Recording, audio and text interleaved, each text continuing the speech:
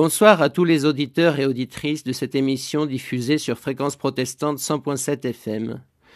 L'émission de ce soir, je dirais que c'est l'émission de plusieurs rencontres. D'abord, la rencontre d'une magnifique comédienne avec un rôle extrêmement émouvant. Ensuite, d'un cinéphile avec un film, puis avec l'œuvre d'un très grand cinéaste. Et ensuite de deux êtres humains qui vont tout simplement essayer de rendre hommage à un film qui leur est très cher à l'un et à l'autre, Valérie Janet et moi-même, Nicolas Castelnaubet. Ce soir, je vais aborder une partie actuellement méconnue de l'œuvre du cinéaste Claude Autant-Lara, avec mon invité, Valérie Janet, interprète du rôle principal du dernier film réalisé par ce cinéaste en 1977, Gloria. Tout d'abord, je tiens à parler de Claude Autant-Lara et dire pourquoi ce film me touche. Je voudrais rendre hommage au grand cinéaste qu'il est et dont j'ai eu le bonheur de voir toute l'œuvre éditée en VHS et en DVD. J'ai découvert il y a bien longtemps certains de ses films avant de savoir quoi que ce soit sur lui, des œuvres comme Sylvie et le fantôme, Le diable au corps, puis Gloria. J'ai été profondément ému par la pureté et l'élégance des sentiments exprimés, la qualité de l'interprétation, de la mise en scène, l'importance des rôles féminins dans lesquels il m'a semblé percevoir une part de féminisme et assurément en tout cas d'hommage aux femmes. Plus tard, j'ai découvert qu'Autant-Lara, à la fin de sa vie, avait défendu une idéologie contestable. J'ai appris qu'il avait été élu du Front National au Parlement européen en 1989. Or, Gloria, son dernier film, date de 1977. Par ailleurs, limiter Claude Autant-Lara à ses engagements frontistes de fin de vie serait sans doute oublier que quand il était plus jeune, il a été président du syndicat des techniciens du cinéma français à la CGT, qu'il a défendu des idées progressistes courageuses et engagées par rapport au contexte de leur époque, les droits de l'homme aussi bien que ceux des femmes. Comme dans son film devenu introuvable, on pourrait peut-être se demander pourquoi « Tu ne tueras point l'objecteur de conscience » sorti en pleine guerre d'Algérie, ou Le journal d'une femme en blanc, œuvre avant-gardiste sur la contraception et l'avortement, film qui date de 1965. Je trouve important de dire que quasiment tous ces films sont adaptés d'œuvres littéraires, que si sa causticité, sa violence, son anticléricalisme, son antimilitarisme y sont bien présents d'une façon ou d'une autre, son anticléricalisme par exemple dans Le Rouge et le Noir adapté de Stendhal ou L'Auberge rouge, son antisémitisme en est absent, et que certains de ces films, la plupart même, sont d'une humanité rare. Il disait « Un film pour moi, c'est de l'amour ». Que Claude Autant-Lara a été un admirable directeur d'acteurs. J'aime profondément le classicisme de ses films, son œuvre cinématographique est une magnifique défense de notre culture française, culture de plus en plus négligée de nos jours. Et certains des films de ce cinéaste mériteraient d'être montrés dans les collèges et lycées. Alors avant de recevoir Valérie Janet, l'interprète bouleversante et inoubliable du rôle-titre de Gloria, je souhaite citer le beau et pertinent discours du cinéaste Francis Giraud prononcé en 2003 lors de sa réception sous la coupole de l'Académie des Beaux-Arts. Je succède aujourd'hui à Claude Autant-Lara, remarquable réalisateur de cinéma qui n'a jamais hésité à proclamer haut et fort ce qu'il pensait. Il aimait à se définir comme le poivre sur la plaie, l'huile sur le feu aux poudres. Ce serait donc une forme d'irrespect à sa mémoire que de pratiquer la langue de bois à son égard. Alors parlons tout de suite et sans complaisance de ce qui fâche et qui avait tant peiné ses confrères de l'Institut sur la fin de sa vie. Une amertume incommensurable l'a irrésistiblement conduit à une sorte de rage au relent antisémite, à une paranoïa qui l'a aliéné, lui dont la liberté de penser était la source même de son œuvre. Ses mémoires, écrites sur la fin de sa vie, constituent un document passionnant sur la création artistique du siècle dernier, car il a côtoyé les plus grands talents de son temps, mais hélas, les souvenirs sont gâchés par des délires contradictoires, des bouffées de sénilité. Ces jérémiades agressives sont indignes de lui. Les errements de la vie de Claude Autant-Lara entachent l'image de l'artiste et masquent la force d'une œuvre qui a réjoui ma jeunesse et fortifié mon mauvais esprit du temps où jeune cinéphile, j'étais un pilier des cinémathèques et des cinémas de Belgique et de France. Et le cinéaste Francis Giraud ajoutait « Le père d'Autant-Lara fera preuve toute sa vie d'un bel anticonformisme qui se manifestera courageusement à l'occasion de l'affaire Dreyfus. » Dans des circonstances rocambolesques, Édouard Autant avait récupéré par l'intermédiaire d'une concierge qui faisait les poubelles des pneumatiques et des lettres du regrettable commandant Esterhazy, l'âme damnée de l'affaire Dreyfus. Cette correspondance plaidait pour l'innocence du capitaine, et le père de Claude n'hésitera pas à en faire état, permettant ainsi avec d'autres l'ouverture du procès en révision du capitaine Dreyfus. Alexandre Autan, le père d'Édouard, anti-dreyfusard enragé, ne pardonnera pas à son fils son engagement en faveur du bagnard de l'île du Diable. Les deux hommes ne se revirent jamais, et le petit Claude ne connaîtra pas son grand-père. L'affaire Dreyfus tient une place importante dans les mémoires d'Autant-Lara, où le cinéaste rend un hommage appuyé au civisme de son père. Mon père était d'une honnêteté de tragédie antique, entêtée, désintéressée, incurable honnêteté qui risque de vous procurer les pires ennuis. Alors, puisque j'ai le plaisir aujourd'hui de pouvoir interviewer Valérie Janet au sujet de son expérience de comédienne dans Gloria, j'aimerais demander pour commencer à Valérie de nous lire le remarquable article de Jean-Claude Biette, publié lors de la sortie de ce film dans les cahiers du cinéma, qui, rappelons-le, avait sous la signature de Jean-Luc Godard et de François Truffaut, vilipendé de façon scandaleuse les représentants du classicisme cinématographique à la française dans les années 60, et pris notamment comme tête de turc Claude Autant-Lara et René Clément. Jean-Claude Biette allait à l'encontre de ce parti pris ô combien discutable des cahiers. Imaginez deux enfants, par Jean-Claude Biette. Gloria, le dernier film d'Autant-Lara, est si bien construit qu'on ne peut saisir sa construction qu'après coup. L'artifice si gênant du flashback fait ici corps avec l'histoire. Et bien qu'il y soit employé plusieurs fois, il ne provoque pas ces désagréables décrochements qui affectent la plupart des films à flashback, même les plus grands. Gloria raconte une histoire qu'aurait pu tourner Mizoguchi ou John Ford. Un petit garçon, orphelin, élevé par son grand-père, est emmené hors de France à la déclaration de la guerre en 1914. Il est ainsi séparé d'une petite camarade que sa mère, actrice de théâtre, envoie dans une pension en Suisse et qui cachera toutes les lettres que le garçon enverra à la fille. Après la guerre, le garçon, Jacques, maintenant un jeune homme, découvre dans la danseuse qui danse la mort du cygne de Saint-Saëns sous les sifflets du public du théâtre de variété, la petite fille de son enfance.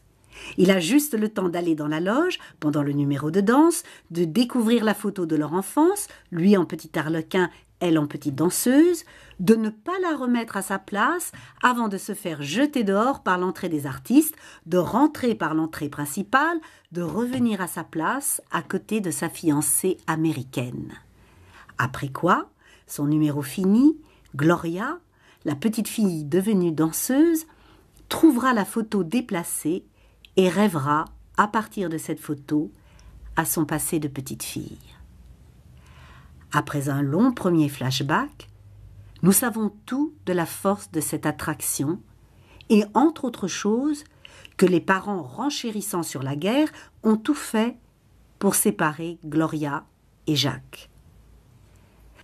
Le duel est serré dans le film entre les manigances des parents et les hasards de la vie. Gloria et Jacques vont-ils pouvoir vivre leur amour? Gloria, en plus d'être une sorte de suspense du sentiment et de la passion, est aussi sous les dehors paisibles du conte de fées, une critique sociale. On y voit bien comment les adultes, pris entre l'appel de l'argent et celui de la réussite sociale, se bouchent les oreilles au désir des enfants. Tout au long du film, ils répètent que ce qui attire Gloria et Jacques ne sont qu'enfantillages. Seul personnage positif dans le monde des adultes, Alice de Clermont. Elle sacrifie son hôtel particulier pour apporter un peu de confort aux soldats en permission. Cette idée de sacrifice est matériellement donnée à ressentir par la mise en scène. Nous sommes privés du numéro du comique troupier pour éprouver, avec un effet d'échange assez buñuelien, l'annonce à Alice de Clermont de la mort de son mari. Mais ces beaux sentiments, évoqués dans le dialogue entre cette femme et les deux officiers, sont d'abord démystifiés. Elle n'a pas su aimer son mari, il en aimait une autre, précisément la mère de Gloria, dont il est le père. Et ces sentiments font place non pas à des sentiments officiels, mais à des actes et des plus généreux. Alice de Clermont, comme un personnage de Thomas Hardy, reporte sur Gloria l'amour qu'elle n'a pas su donner à son mari. Elle offre à Gloria les cours de danse que sa mère, l'actrice, ne veut pas lui payer, voyant dans cette vocation rivale un autre enfantillage. Et le film, dans son parcours, fera peu à peu émerger des rapports familiaux et sociaux, les attirances véritables, les sentiments forts, ceux que l'absence et la mort illuminent. Quand au début du film, on voit Gloria, imperturbable, danser la mort du cygne, dans ce théâtre de variété où les spectateurs sifflent et veulent des numéros plus crus, quand on voit la limpidité du découpage, cette durée des plans si précise, cette dramatisation si bien articulée au plan, on pense au grand film métaphorique sur le spectacle et surtout à Limelight de Chaplin et au Petit Théâtre de Jean Renoir. Films qui font si bien dialoguer le réalisme et la féerie, et où l'histoire même, par sa nudité, synthétise une vision du monde, où l'on peut lire clairement les contradictions des personnages à qui l'auteur prête les passions les plus ardentes, pour lesquelles il a lui-même lutté, et qu'il a peut-être appris à connaître, où l'émotion vient bien souvent de la sympathie que l'on éprouve pour des personnages déchirés par un destin qui court plus vite qu'eux et qu'ils ne rattrapent qu'à leur mort. Il est en outre rare de voir aujourd'hui des films aussi dédaigneux des chichis du naturel. Ici, quand un acteur ou une actrice baisse la tête pour marquer l'émotion qu'il ressent, sourit, pleure, on n'essaye pas de faire ressembler un tel moment, qui est du pur drame pris en charge par l'acteur ou l'actrice, à la bouillie fade du vraisemblable que proposent les fameux films de la justesse de ton.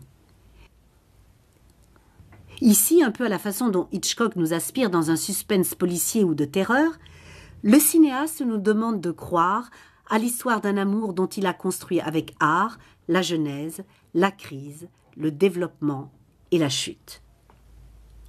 Si la peinture d'une société, la moyenne et la haute bourgeoisie en France autour de 1914, est l'humus dans lequel le film prend ses racines, c'est très au-dessus du sol qu'il fait éclore ses plus belles fleurs.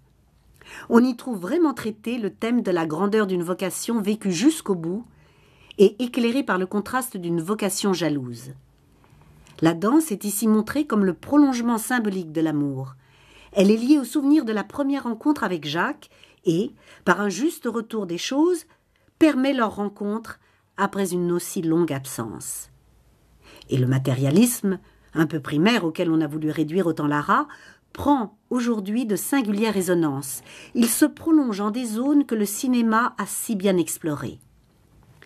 Le sentiment du temps, de l'amour et de la mort envahissent le dénouement de Gloria dans une extraordinaire séquence ouverte par un travelling avant qui part de l'ombre d'une porte qui se ferme sur le lit de la danseuse agonisante, avance vers sa main jusqu'en plan rapproché où la rejoint la main de Jacques.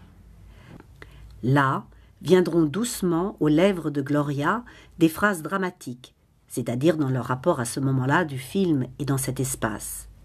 Des phrases aussi fortes que « Les tentations les plus folles et les plus pures sont retenues à terre par des fils ridicules, mais de fer, que l'on ne brise pas facilement. » Ou encore « Et un jour, plus personne ne parlera de personne, parce qu'il n'y aura plus personne pour se souvenir de personne. » Après quoi, la caméra pourra reculer et quitter cette chambre. L'axe du lit de Gloria, qui va mourir, une fois franchi, nous apparaît soudain dans sa vérité, la fleur bleue du sentiment. Imaginez deux enfants très jeunes, un petit garçon et une petite fille, qui se sentaient très attirés l'un vers l'autre et que le temps a séparés. Le temps de réunir dans un conte, où agit et s'agite une bonne fée et une mauvaise fée, leur amant commun, critique de théâtre, plus malheureux que méchant, qui bien sûr préfère Porto Riche à Feydeau, un bon docteur qui ne sépare pas les corps des cœurs, le temps de faire se rencontrer au cours d'un spectacle où l'accomplie se nomme Lily Clapp, Gloria qui danse pour danser, et Jacques qui allait partir pour l'Amérique. Après quoi le temps, c'est-à-dire la mort, venu parce que l'amour tant attendu ne se déclare plus, les séparera comme ces atomes crochus dont parlait Gloria avec Lily Clapp.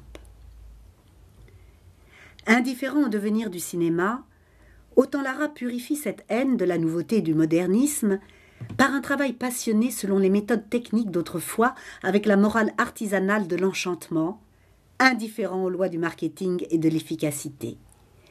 Il s'enfonce dans le secret qu'il a su trouver et garder, comme la danseuse.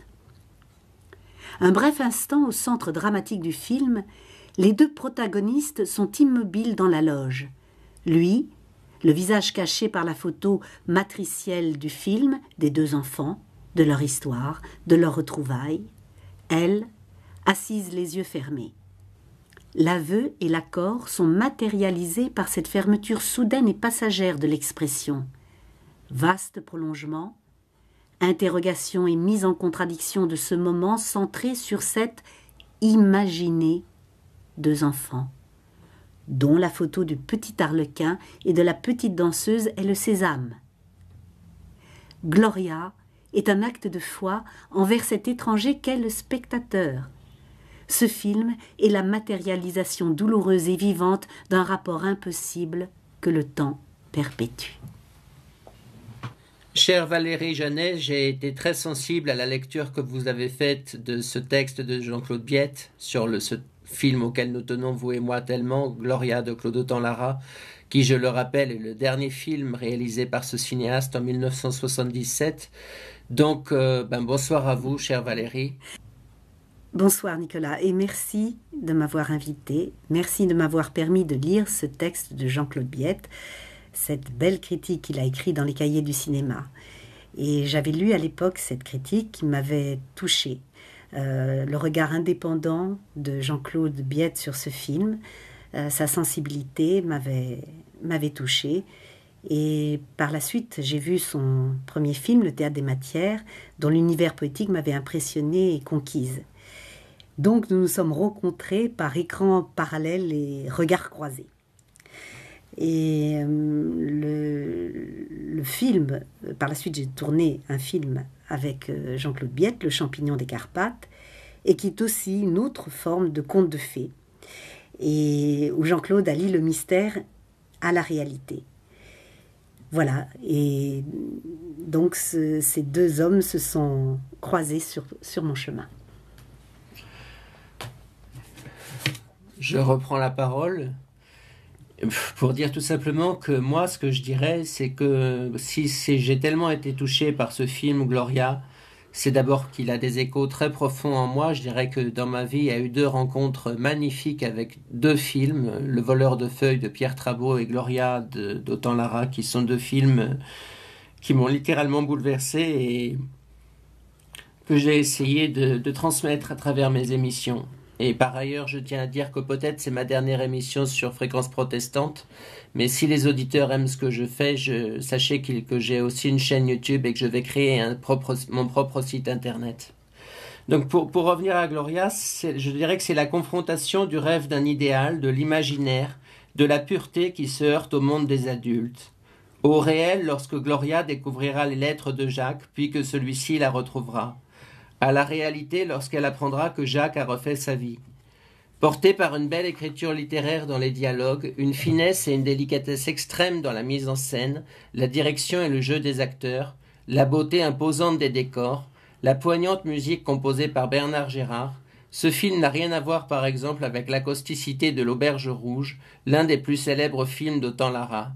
Là, c'est un film d'une très très grande sensibilité et qui permet de voir à quel point Autant Lara était un homme qui à la fois avait l'impulsivité que l'on lui connaît, mais à la fois la fragilité que peut-être on lui connaît moins et qu'il faut aussi souligner. Alors, certains critiques ont comparé Gloria au Parapluie de Cherbourg. Jean-Claude Biette l'a fort justement comparé à Limelight. Pour revenir au Parapluie de Cherbourg, on peut penser au thème de la guerre, que ce soit celle de 14-18 ou celle d'Algérie qui sépare des êtres qui s'aiment et brise leurs relations et leur vie. Avec une grande émotion, ce film glorifie l'absolu d'un amour impossible et aborde des sentiments d'une noblesse infinie, rattrapés et brisés par la vie. Sur la corde raide permanente entre le grotesque et le grandiose, mais sans jamais aucun faux pas, je n'ai pas honte de se dire que ce film m'a littéralement bouleversé.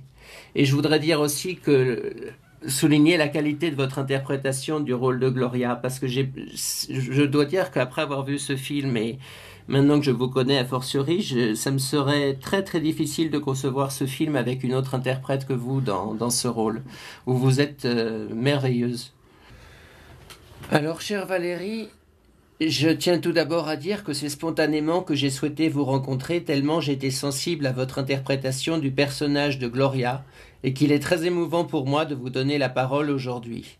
Mais tout d'abord, avant que vous en évoquiez le tournage qui reste, je crois, pour vous un magnifique souvenir, à la fois dans votre carrière de comédienne, mais à la fois dans votre vie, certainement. J'aimerais que vous reveniez sur l'histoire que raconte ce film, en nous la résumant à votre tour, en évoquant les grands thèmes. Enfin bref, chère Valérie Janet, que tout simplement vous nous parliez de ce film, Gloria. Tout d'abord, je tiens à dire que je suis très fière et très heureuse d'avoir été choisie par Monsieur Claude Autant-Lara pour tourner le personnage de Gloria dans son dernier film. Claude Autant-Lara est un grand metteur en scène que j'admirais en tant que spectatrice.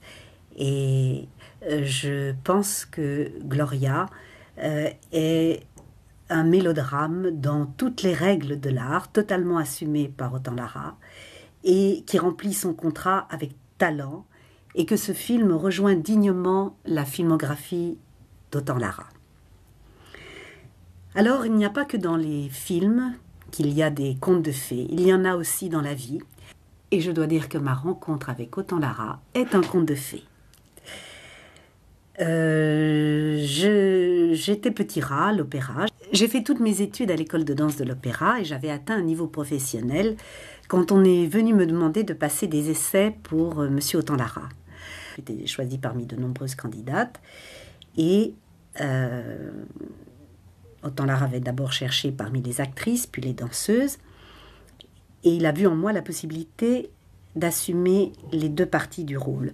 Donc j'étais à la fois comblée en tant que danseuse, puisque j'allais interpréter La mort du cygne, qui est un morceau de bravoure pour des danseuses en pleine maturité de leur art.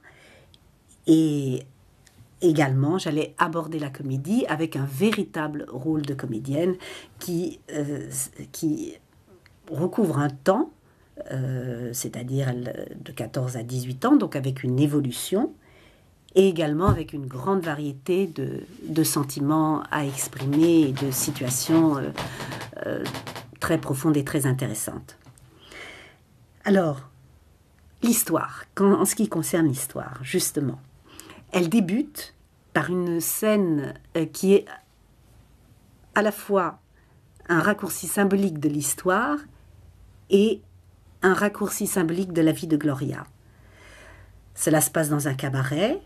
Gloria danse La mort du cygne face à un public au départ hostile qui est venu pour voir d'autres attractions que celle-là et qui est pris dans l'émotion par la danse de Gloria. Et cette dialectique entre la salle et la scène, entre le public et Gloria, résume un petit peu tout ce qui se passe dans le film. C'est là que Jacques, venu par hasard avec une fiancée américaine et sa famille, découvre Gloria, croit se souvenir d'elle et l'histoire commence. Je crois que justement Autant-Lara a vu en moi la possibilité d'avoir une continuité entre la partie dansée et la partie jouée, et que mon expérience intérieure, ma passion pour la danse, m'a permis vraiment de sentir de l'intérieur le rôle de Gloria et de le faire mien, de le greffer en moi. Et je dirais que Gloria a deux passions. La passion de la danse, qui est une vocation, qui demande un souci de perfection, et sa passion pour Jacques, qui est ce souvenir d'enfance, et dans lequel elle cristallise tout son monde intérieur. Donc elle vit ces deux passions de la même manière, et c'est une clé du personnage. Je suis très honorée que ce film soit comparé à Limelight, comme vous l'avez rappelé, parce que c'est un des plus beaux films sur la danse qui ait été fait. Et justement, il est très difficile de faire un film sur une danseuse parce qu'il y a toujours une coupure entre la comédienne et la danseuse. Dans Limelight, c'est particulièrement bien fait. Et donc, ma joie, c'est d'avoir pu faire assumer les deux parties et que cela apporte une crédibilité au personnage. Et j'ai pu travailler La mort du cygne avec Wilfried Biolay et Jean Guizérix, tous deux étoiles de l'opéra, et vraiment nous avons fait un travail professionnel à ce niveau-là. Et il faut savoir que La mort du cygne est un rôle de maturité qu'une danseuse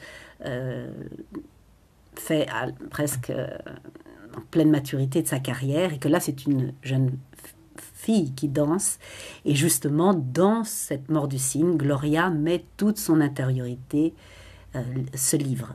Voilà pourquoi cette scène inaugurale contient pratiquement tous les thèmes du film. Rappelons que La mort du cygne a été composée par Saint-Saëns, c'est important à dire. Je voudrais que les auditeurs puissent écouter 2 extraits sonores des dialogues. La rencontre entre la femme légitime du père de Gloria, Alice, interprétée par Nicole Moret, décédée il y a peu et à qui je rends hommage, qui interprète ici un superbe personnage, et Gloria, et un dialogue entre le personnage de la meilleure amie de Gloria, Lily Clapp, et Jacques, dont nous avons parlé quand vous avez lu le texte de Jean-Claude Biette. Ces deux extraits du film sont parmi les plus beaux, et c'est un cadeau que j'offre aux auditeurs et que je nous offre à nous-mêmes, car ces deux extraits très courts, je les trouve littéralement magnifiques. Alors je tiens à dire surtout, ça c'est très important, que le DVD du film Gloria est disponible chez Gaumont, le DVD du film Gloria, je le rappelle, de Claude Autant-Lara, et je remercie beaucoup Gaumont de m'avoir autorisé à en diffuser au cours de cette émission des extraits de la bande-son. Il faut me pardonner si je vous ai fait aborder ainsi, mais je n'avais pas d'autre moyen de vous parler. Je suis Alice de Clermont. J'étais l'épouse de votre père. Vous le savez. Vous l'êtes toujours. Je le sais aussi. Celle qu'on appelle légitime. Celle qu'on délaisse. Mais les sentiments demeurent, eux. Vous êtes encore trop jeune pour comprendre tout cela. La fidélité. Je crois au contraire, madame, en comprendre tout le prix. Alors je vous en félicite. Mais ne m'en veuillez pas si je suis un peu amère. Comment pourrais-je vous en vouloir? Vous avez dû être si malheureuse. Si j'ai voulu vous connaître, c'est pour que vous sachiez, toutes deux, que vous n'avez pas en moi une ennemie.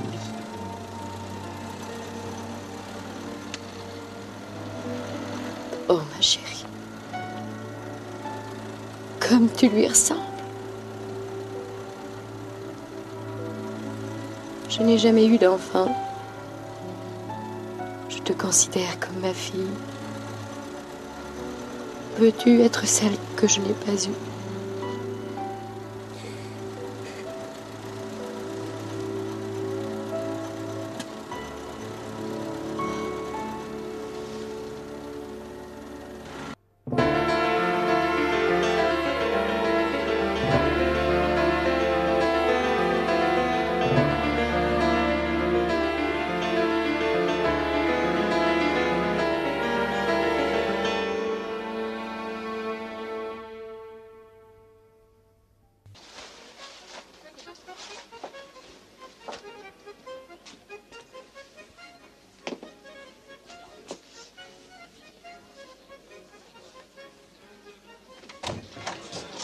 m'en vous gênez plus. Oui, excusez-moi, vous m'avez inquiété, je veux savoir. Ah, vous êtes inquiet. Enfin, là, vous ne saurez rien. Et je ne vous dirai rien. Allez-vous-en. Non, je ne partirai pas. Vous ne comprenez pas. Oh, que si. Gloria me dit tout à moi. Et votre histoire, je la connais par cœur. Elle me la raconte depuis des années, figurez-vous. Mais c'est vous qui ne comprenez pas qu'en la retrouvant, j'ai su qu'elle était tout pour moi. En la retrouvant. Dans cette boîte, on paie pour se rincer l'œil, mais pas ici. Mais c'était trop tentant, n'est-ce pas? Cette jeune danseuse ressemble fort à une petite fille que j'ai connue dans le temps. Mais oui, parfaitement, c'est elle. Mon amour d'enfance. Si vous aviez été un homme, jamais vous n'auriez permis à votre américaine de pénétrer dans notre loge. Quand une femme voit une autre femme s'approcher de l'homme qu'elle aime, avez-vous pensé à ce qu'elle peut ressentir? Mais ça s'est passé si vite. Avec une fille sensible comme Gloria, il fallait prendre plus de précautions, mon cher. Je n'ai pas réfléchi. J'étais tellement heureux de la revoir. Que vous n'avez plus pensé qu'à vous, n'est-ce pas? Égoïste. J'avais tort de dire que vous n'étiez pas un homme. Là-dessus, vous en êtes bien un. Mais je ne pouvais pas supposer qu'on viendrait me poursuivre jusqu'ici, dans cette loge. C'est comme ça qu'on agit dans votre Amérique. Eh bien, retournez-y. Non! Je vais tout vous dire, ils sont partis ce matin, tous. Eh ben, bon voyage, et vous avec. Non, justement, sans moi, je ne les reverrai jamais. J'ai rompu avec tout ce passé. Vous devriez partir si vous aimez Gloria. Non, j'ai décidé de rester et de la revoir. C'est trop tard. Ces gens sont en danger. Vous ne la reverrez pas. Pourquoi vous méfiez-vous de moi à ce point? Parce que Gloria est ce que j'ai de plus cher au monde, figurez-vous. Je l'ai vue grandir, changer d'année en année, avec toujours en elle cette idée fixe, presque maladive. Vous, je voudrais qu'elle s'en libère. Même au risque de la perdre? Pas la peine de rester, je vous l'ai dit. Non. Et si je savais où elle est, j'irais la trouver, elle saurait au moins que je suis revenu. Vous ne pouvez plus que la décevoir. C'est bon. J'espère que plus tard, vous ne regretterez rien. Car cette fois, c'est vous qui aurez contribué à nous séparer. Dites-lui que j'ai tout abandonné pour elle. Et que je l'attendrai toute ma vie. Pression un peu, pression. Ne partez pas. On va commencer.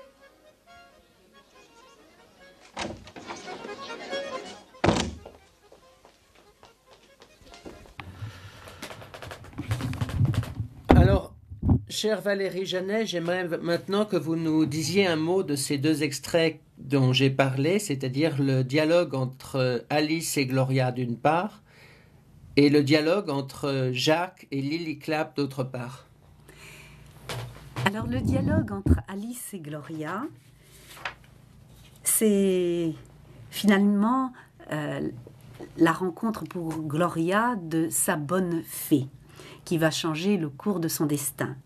En effet, Gloria rêve de poursuivre les leçons de danse et de devenir danseuse.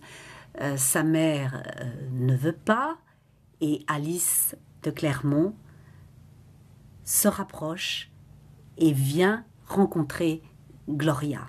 C'est leur première rencontre, et elles vont tout de suite, comme vous venez de l'entendre, se comprendre, être très proches, puisqu'elles savent toutes les deux la force des sentiments et la fidélité en amour.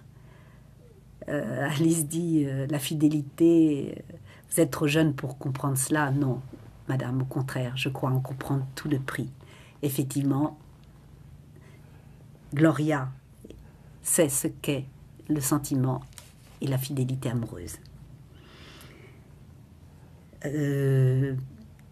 Donc, Alice de Clermont est la bonne fée d'un conte assez triste. En ce qui concerne l'extrait entre Jacques et Lily Clapp. Jacques et Lily, c'est une très jolie scène, et à travers ce que dit Lily à Jacques, on comprend l'amitié de ces deux jeunes filles, combien Lily a soutenu Gloria, l'a vue aussi l'a vu vivre ce sentiment, cette fidélité avec un absolu, avec une obsession, et elle ne veut que le bonheur de Gloria, et heureusement, elle va être l'artisan de leur retrouvaille.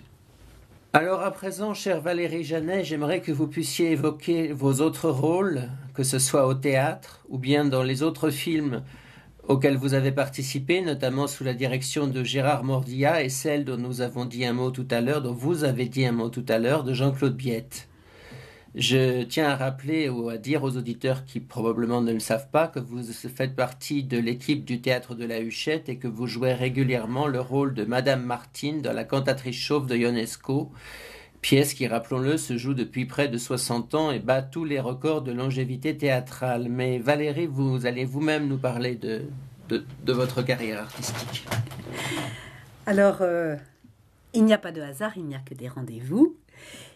Et donc, après mon rendez-vous avec Autant-Lara, il y a eu le rendez-vous avec Jean-Claude Biette, qui était lié à la découverte du film d'Autant-Lara, comme je vous l'ai dit. Donc, avec Jean-Claude Biette, j'ai tourné 3 films, Le Champignon des Carpates, Chasse gardée et Saltimbanque.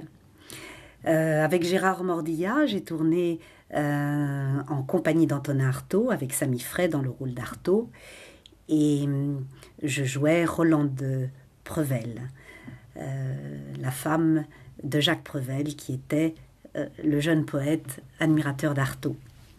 Alors je dirais que ces 3 metteurs en scène qui ont compté pour moi, Claude Autant-Lara, Jean-Claude Biette, Gérard Mordillat, avec qui j'ai également travaillé dans 2 télévisions, c'est que ce sont 3 metteurs en scène qui sont des êtres libres, indépendants, chacun dans son style, et chacun avec sa vision du monde. Et Jean-Claude Biette disait, un cinéaste, être cinéaste, ce n'est pas faire des films, c'est avoir une vision du monde. Et je crois que ces 3 metteurs en scène avaient une vision du monde qui était,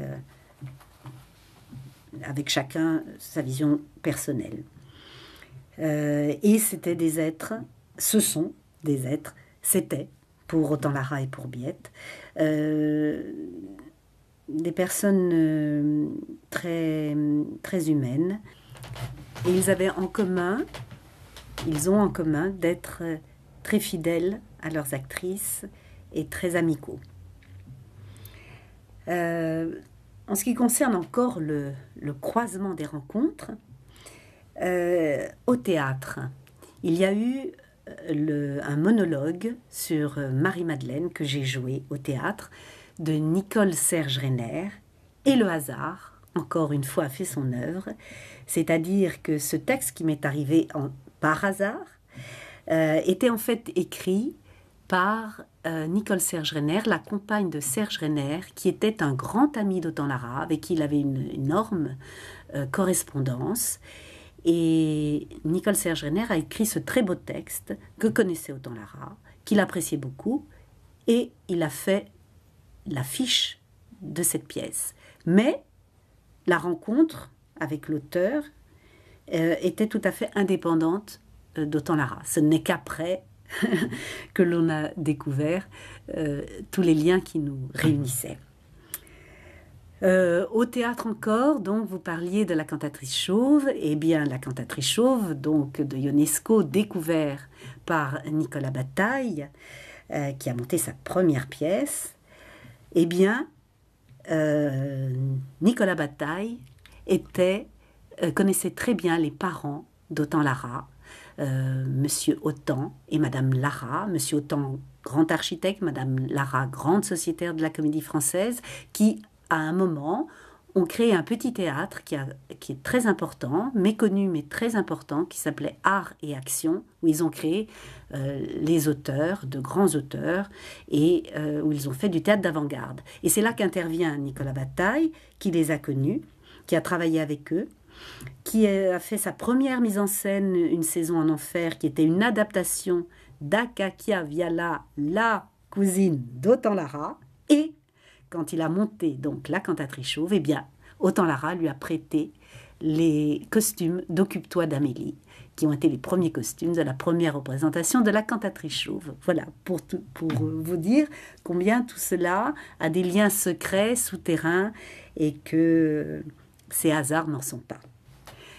Par ailleurs, je suis une grande admiratrice de George Sand et j'ai enregistré 10 CD de George Sand pour la maison de disques Cassiopée. Et ce personnage extraordinaire de George Sand, qu'on n'a jamais fini de connaître, j'ai également fait des spectacles littéraires et musicaux autour de George Sand, une création à Nohant pour le bicentenaire de George Sand, 3 rêves de Tamaris, spectacle que j'ai repris au musée de la Croix. J'ai fait une création pour l'Histomania de Châteauroux, Pauline Viardot, George Sand, Liszt. Voilà, c'est un domaine qui me passionne et que j'explore avec bonheur. Alors, pour quitter nos auditeurs, revenons à Gloria de Claude Autant-Lara avec le dialogue final du film interprété par Valérie Janet, Alain Marcel dans le rôle de Jacques et Christian Allers dans le rôle du docteur. Je voudrais simplement dire que j'avais une seule intention en faisant cette émission. D'une part, faire une interview d'une comédienne que je trouve admirable et parler d'un film que je trouve tout aussi admirable que cette comédienne. Valérie Janet dans le rôle de Gloria de Claude Autant-Lara, rappelons-le, pour ceux qui auraient pris l'émission en cours. Et que si j'ai un seul souhait par rapport à cette émission, c'est que au moins un certain nombre d'auditeurs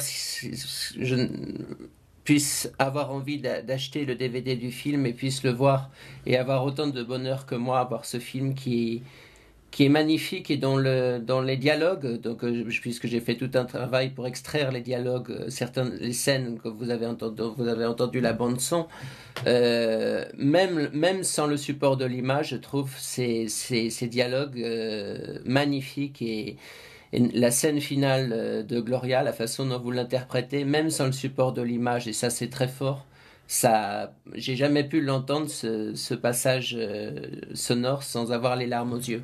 Donc Valérie, je vous laisse parler maintenant. Eh bien, cette scène finale de Gloria, qui est pratiquement un monologue, donne tout son relief au personnage de Gloria et à l'histoire. Et cela me touchait profondément, ce texte, j'y croyais totalement. Et j'étais très proche d'Autant-Lara pour l'écriture le sens de cette scène. Et nous l'avons fait avec beaucoup de conviction et de complicité. Autant-Lara me disait, c'est un petit peu le monologue de Marguerite. Et voilà, c'est une femme amoureuse et qui retrouve son amour, mais qui perd ses forces. Mais comme on dit à la fin du film, un miracle, c'est tant d'amour qui survit. Mais c'est le dialogue entre le rêve et la réalité. Et Gloria a rêvé toute sa vie à ce Jacques, à ce souvenir. Elle le retrouve. Tout semble possible, puis tout s'écroule, puisque peut-être il va partir en Amérique. Et puis l'espoir revient, mais les forces abandonnent Gloria. Mais il y a un moment où rêve et réalité se rejoignent l'espace d'un instant. Et elle dit, je lui demandais tout à cette vie. J'avais raison, vous voyez, puisque vous êtes là. Donc cette soif d'absolu qui caractérise Gloria, soif d'absolu dans la danse, dans l'amour, voilà, trouve son accomplissement entre le rêve et la réalité, et cet instant partagé avec Jacques. Merci infiniment, Valérie. Encore une phrase. Je n'ai vécu que pour cet absolu, Jacques. Cela aura été le sens de ma vie. Je lui demandais tout à cette vie. Vous avez raison, vous voyez, puisque vous êtes là. Une seule vie compte pour moi, la sienne.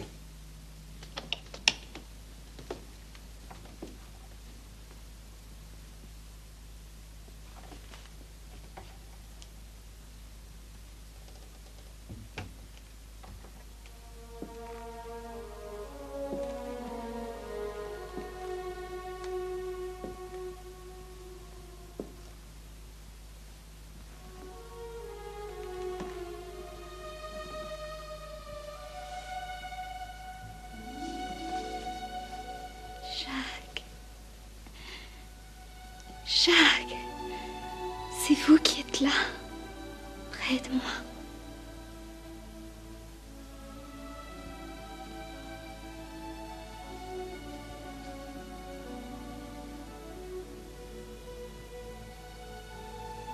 Ne souriez pas ainsi, Jacques.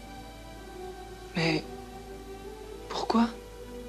Certains sourires sont plus anxieux que la gravité. Vous ne savez pas mentir, même quand vous ne dites rien.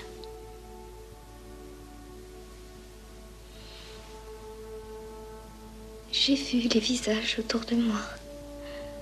Estelle, avec ses yeux rouges, qui me parle comme quand j'avais 7 ans. On m'aura toujours traitée comme une enfant. Jusqu'au bout. Jusqu'au bout? Mais ça n'a pas de sens, voyons.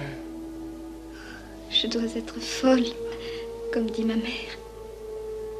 Mais je crains de n'avoir plus le temps de recouvrer la raison. Allons, vous êtes un peu déprimée, Gloria. Simplement déprimée. Déprimée?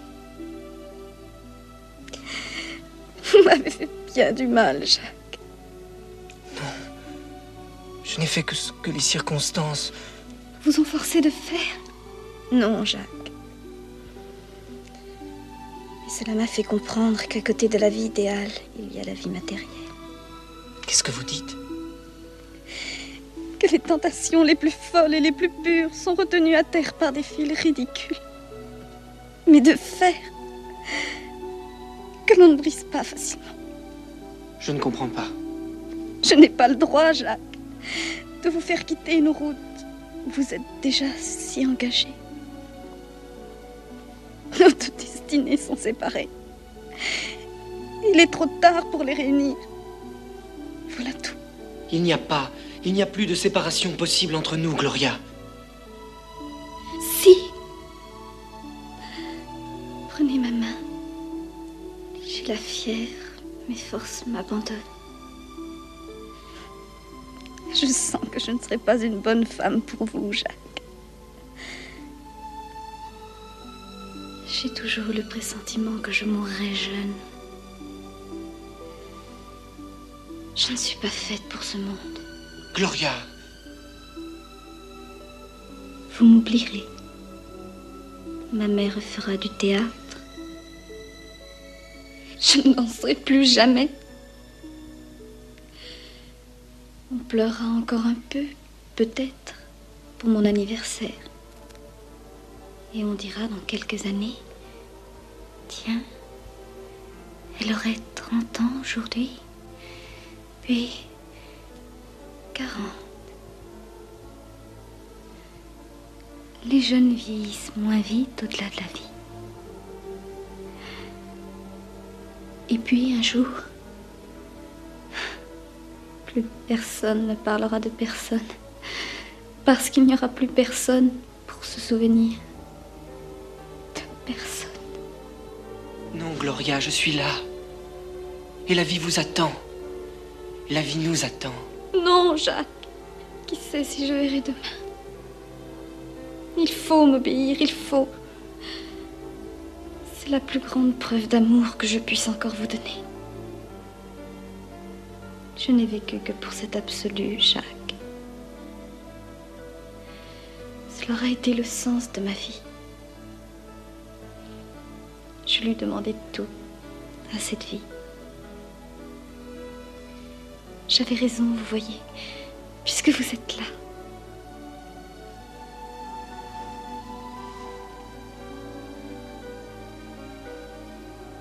Laissez-moi maintenant, Jacques. Non. Si. Il faut m'obéir. Je vous le demande, Jacques. Sinon, pour que vous ne me fatiguiez pas, Estelle va venir vous chercher. Comme quand vous aviez 10 ans. Je voudrais que cette fois nous soyons tous les deux seuls pour nous séparer. Vous allez partir. Mais nous ne nous quitterons plus. Plus jamais. Je garderai votre image en moi.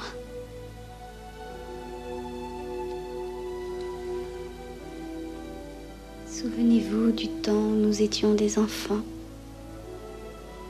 Nous ne nous disions pas vous, mon petit arlequin. Embrasse-moi.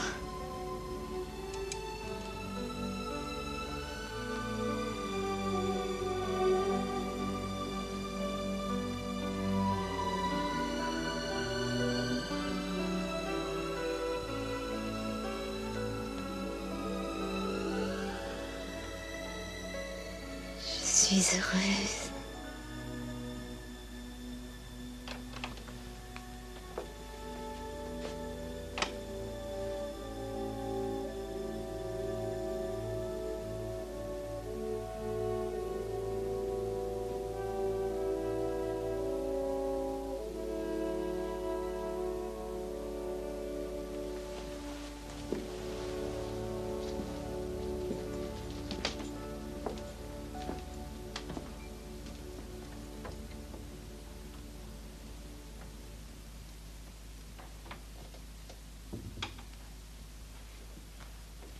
Dites-moi au moins que ce n'est pas vrai, docteur.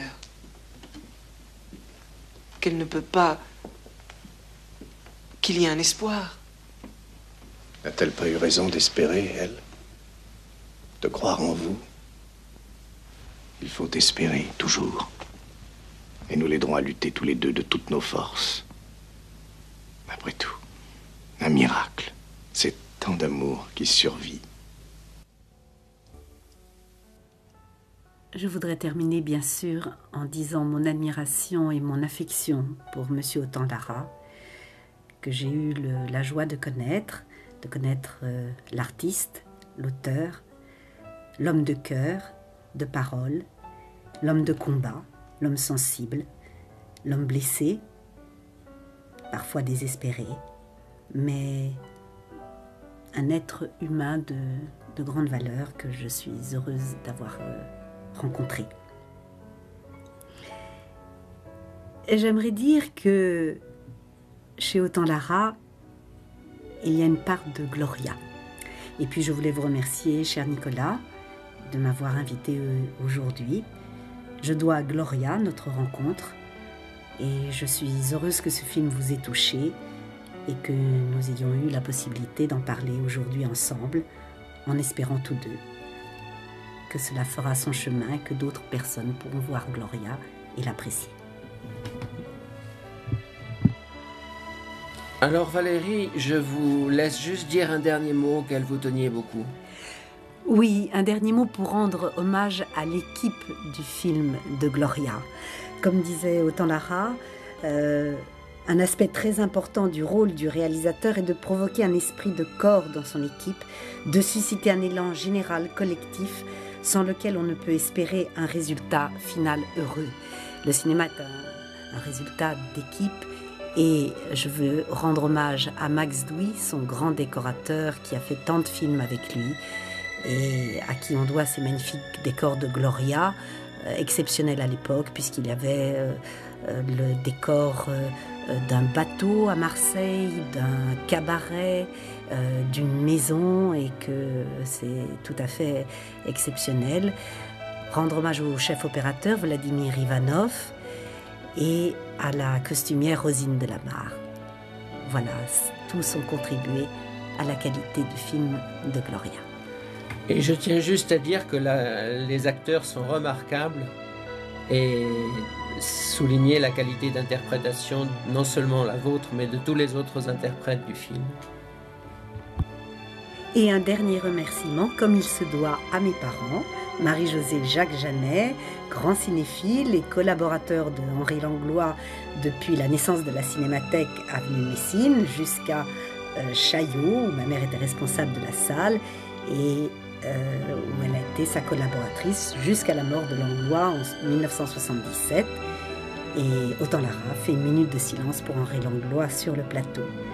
Un salut à mon père acteur, qui a joué entre autres le professeur de la leçon de Ionesco au théâtre de la Huchette. Merci. Et moi, je souhaite simplement, en plus de vous, chère Valérie Janet, remercier mes amis Jean-Marc, Rény et Nombrelino, remercier profondément ma mère, Madame Marie-Pierre Bey, pour tout ce qu'elle m'a apporté pour la préparation de cette émission. Merci infiniment, maman. Et je souhaite enfin remercier Christophe Hainaut du studio Aresson.